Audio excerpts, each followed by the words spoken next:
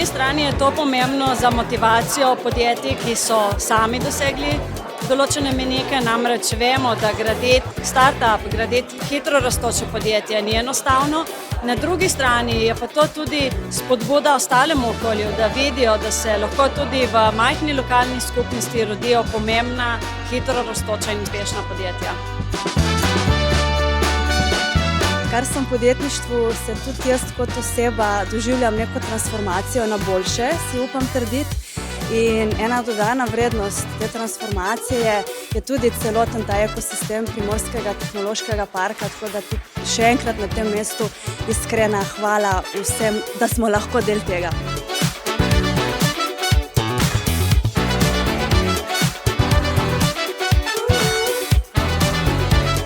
Vsak podjetnik bo v eni točki rabil nekega sogovorca, ki ga bo mogoče malo bolj globoko razumel v svojih podjetniških izzivih.